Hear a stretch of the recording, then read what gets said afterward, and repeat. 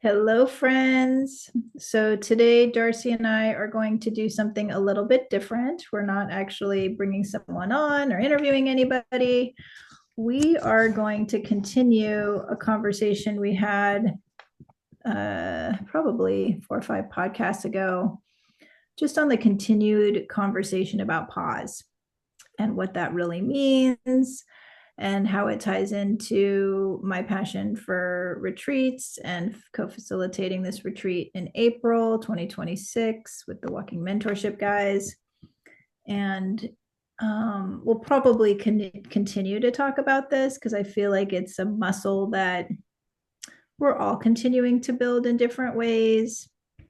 So I guess to start us off, like, I just want to completely be transparent. Like, pausing is really challenging for me. Mhm. I am working really hard and have been really for the last couple of years, but last year after my first retreat in Portugal, so that would have been last March, um, definitely have a lot more mindfulness in regards to the challenges that I have. I'll get in some really good momentum and then all of a sudden I'll look up and I'm like, oh my God, I'm doing that thing again where I just like have this kind of go, go, go frenzy energy. Um, and I think what I can say is for me and what I do to help others is create rituals. That's really kind of the way around this. Because if you don't have the accountability or the ritual to stop you in your path, it's going to be very difficult to to pause. And I think one of the things, and then I want to kind of pass the baton to you, Darcy, because I'm really curious where you're, how you're kind of performing, because Darcy's director of outreach and coach and does all these other beautiful things behind the scenes in her own personal life. Um, I think with the pause and being able to um, create these rituals. I think one of the things that I continue to do is every day map out an outline of what I'm going to do to pause, um, in addition to all the things on my desk that create me to read something, pick up something. Like right now I'm holding an amethyst crystal that I can kind of just rub and set intention with. I have lots of different elements that will create pause in my path. Um, and then after Darcy talks, guys, I'm going to talk about why is pause even important to begin with, right? Because I do think our culture teaches us some things that we need to be go go going and creating and building and doing more, and and kind of the conflict there. Darcy. And what you just said, Michelle, so much, it's like that's such an important thing to highlight and speak on because there's this narrative around what pausing is. Mm-hmm. There's multiple narratives, and something that, as we've talked about this and shining light on this ongoing conversation, I know is benefiting people because I've had many people reaching out to me, uh, Mm-hmm. saying thank you and having a lot of curiosity about this topic. Mm-hmm. But the narratives around pause, there's so much contradiction. There's this desire to have peace in a different pace than maybe the day-to-day could be a lot more busy and structured. And then there's this desire to soften into relaxation and slowness. And at the same time, a lot of people are really frightened to slow Mm-hmm. down and have that change of pace or to press the pause button for fear of missing out, for fear of losing momentum, Mm-hmm. discomfort. And I absolutely have identified with that. And over the last number of years, especially, uh, I got so frustrated with feeling the tension of contradiction. And I Mm-hmm. started practicing a lot of different, or a fair amount of different things that got me connected with my nervous system. Mm-hmm. Mm-hmm. And that's something that I've learned so much from you, Michelle, of how simple actions have such a profound ripple effect. And Mhm. what you're saying about rituals, I bring them into.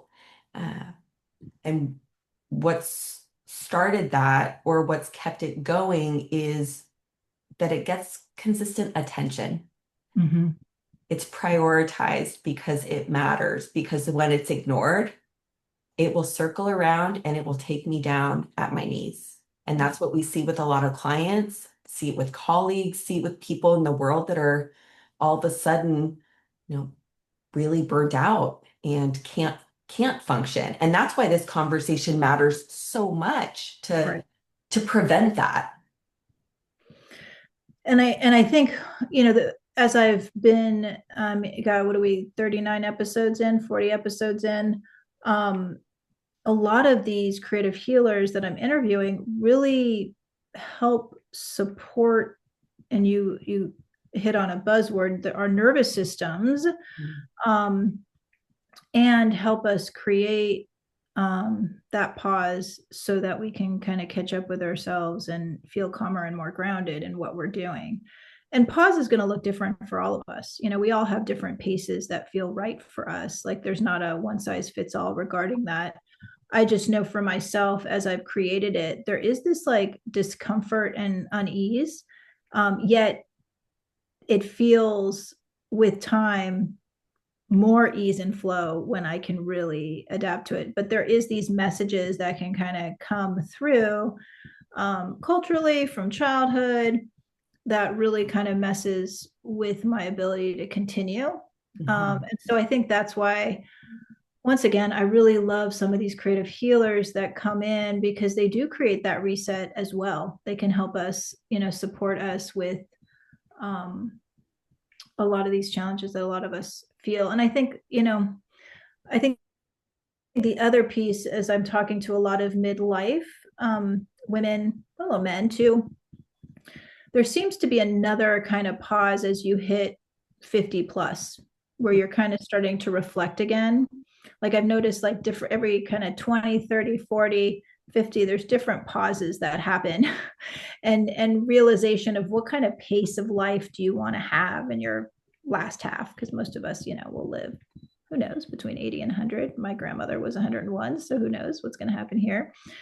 um and so I think it's just coming up more and more. I think people are really challenging this notion of the go, go, go productivity. And you can still be productive and create pause. Like you could absolutely do that. I have this quote. Well, it's not really a quote. It's just like a little reminder I'm looking at right now that I forgot I put here. And it's literally on my computer on a post-it, and it says stopping, softening, and resetting versus pushing through.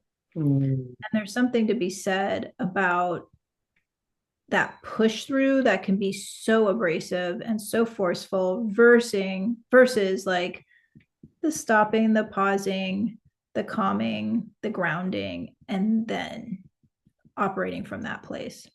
So different. And I notice the difference when I'm talking to different colleagues and professionals and healers and therapists and medical professionals, when they're just in that bulldozing place where it's like almost like a cattle call. When they're working with their clients, they're just like go, go, go, go, go. They're not even breathing. They don't even eat lunch. And, versus building in lunchtime and taking small breaks. Even, I mean, it doesn't take a lot. Like for someone like me who does operate at a higher pace and higher frequency, I having 5 minutes feels like an hour sometimes, so we're not looking at like, oh my God, you have to completely stop working for hours. That's not what we're looking at. But um what I will say is that the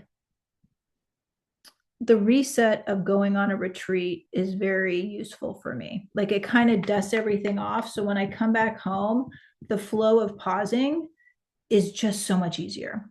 And I've heard that from other people, whether you're doing local retreats or you're doing retreats abroad, just uprooting yourself from your routines and going into a place where you're working and doing some kind of transformational work, and then coming back into your environment and integrating can really create that flow at more of a rapid place. Ironically, I'm using the word rapid and pause together.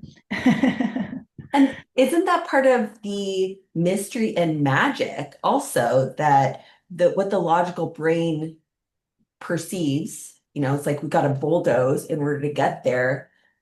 In in a lot of reality, it's actually the opposite by having more of an ebb and flow. And thinking of even a construction site, the drill goes up and down. It doesn't just constantly go down, it'll bust.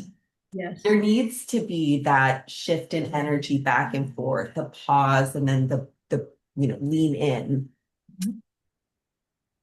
You the retreat, the experiences that you've had in retreat, Michelle, do you see a parallel between how your daily rituals personally and being in retreat with others, how they have similar or different qualities to them?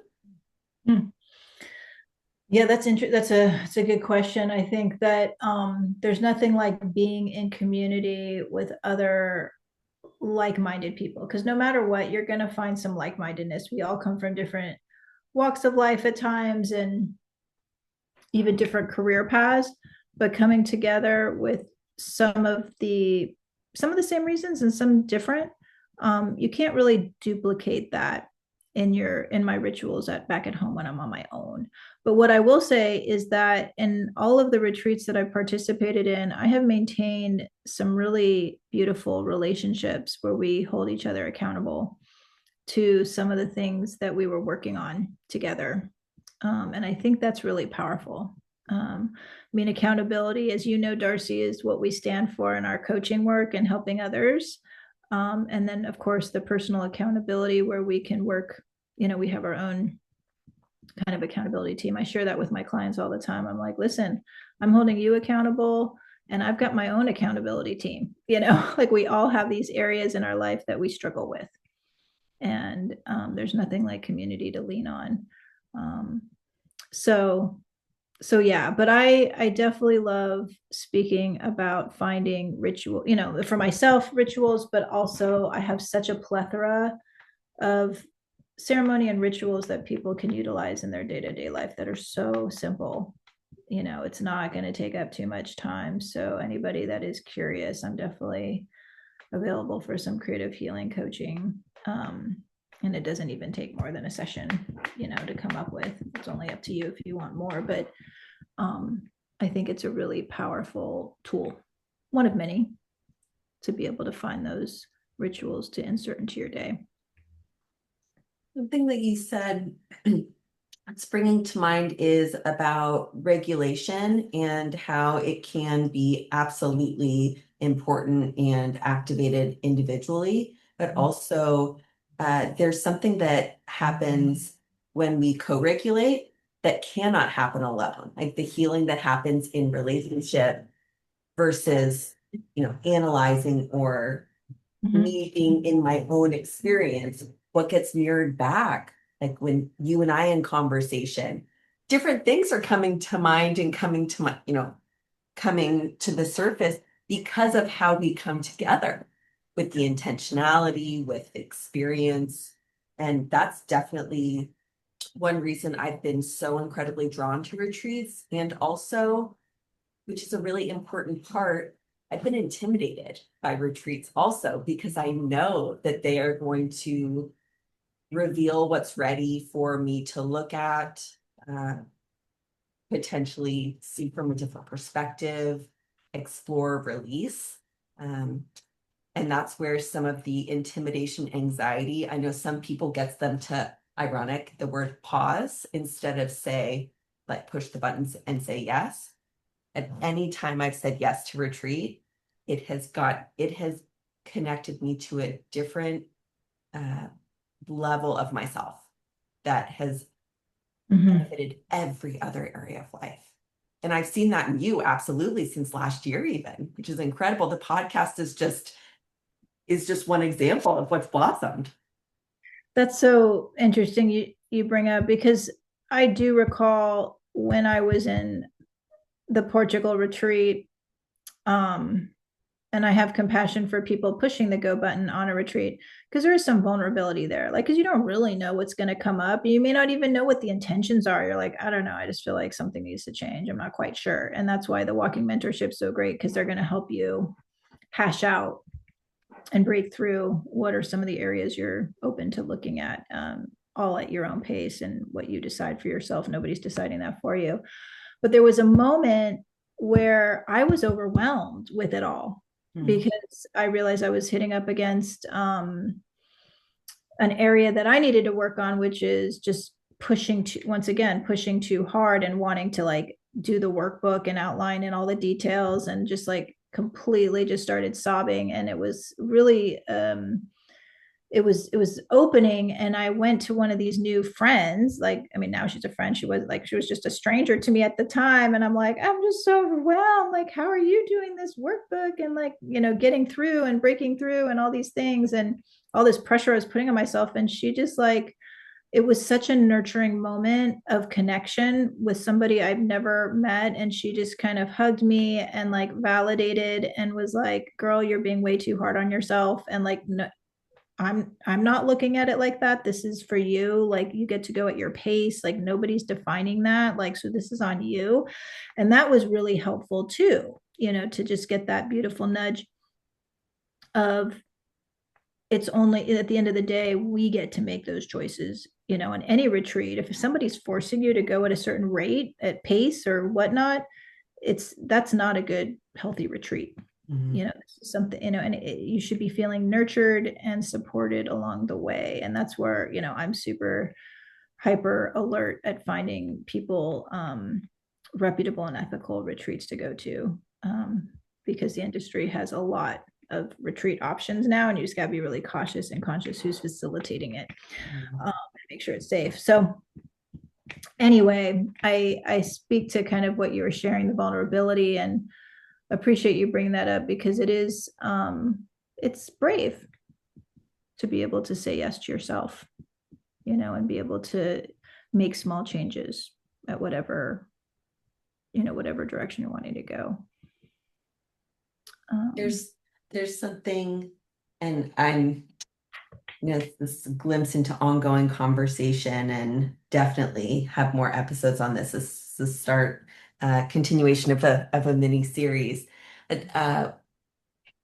I'm curious about how this season, for anybody listening, I'm asking myself this question also.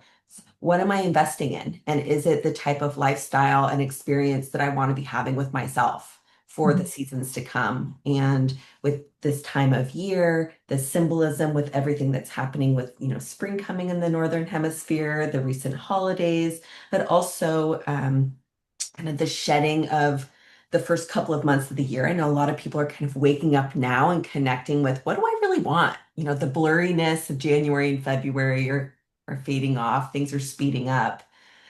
And so this episode, this upcoming retreat, this topic in general, this podcast, HCS, like, this is an invitation to pause and reflect and ask, am I investing in what I want more of? And I so appreciate you continue to be a leader in this, because you're as busy as anybody I know, and choosing to pause in the midst of moments that have a lot of demands, is ultimately a gift to everybody else. oh, Oh. Darcy. Yeah, I don't think the listeners know that we had to like reschedule this, once or twice. Because the busyness of life, I'm like, oh nope, that's not gonna work. Wait, nope, not again. Yeah, uh, no but one else relates to that. I know that. yeah, we paused today, guys. Darcy and I carved out the space. We got in there and we are talking to you, and appreciate all of you listening out there. I encourage you to check out the Camino del Santiago magical retreat that is coming up in April. There's still a couple slots left. And if you have any curiosity, um, reach out to me. Let's have a conversation. Let's get you registered in. Uh, it's, yeah, let's just talk. That's like a whole podcast in itself. And there was something else, Darcy. There's one other thing I was going to bring up. Oh, and just I really just want to send love to the listeners too, because you're pausing right now just by listening to this. You know, you're honoring yourself and taking a little bit of time to resource yourself in whatever way to learn about something new or to think about something in a different way. So I appreciate you in so many ways. Mm. And we've got some new things coming, being offered in person and virtually with Hirschman Clinical Services. So definitely check in the website's being updated all the time, and we are in some different parts of the country and accessible clearly in all of your listening stations for podcasts, but also online. So look forward to connecting with all of you very soon. Bye for Thank now.